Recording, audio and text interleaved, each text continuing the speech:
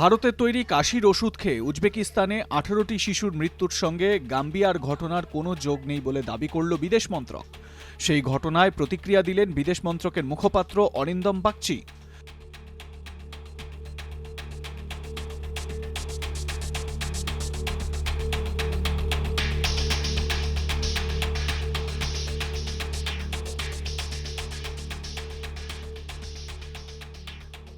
তিনি বলেন, গাম্বিয়ার ঘটনার সঙ্গে উজবেকিস্তানের ঘটনার মিল নেই।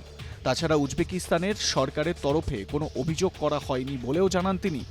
প্রসঙ্গত, চলতি বছর গাম্বিয়াতে ভারতীয় সংস্থার তৈরি কাশির ওষুধ খেয়ে শিশু মৃত্যুর অভিযোগ উঠেছিল। পরে অবশ্য ওই সংস্থাকে সরকারের তরফে ক্লিনচিট দেওয়া হয়।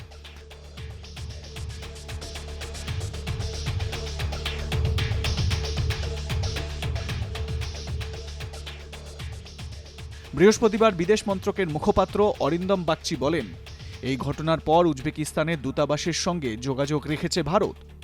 গোটা ঘটনার তদন্তে নামে উজবেক সরকার। কিভাবে এতগুলি শিশুর একসঙ্গে মৃত্যু হলো তা বোঝার চেষ্টা করা হচ্ছে।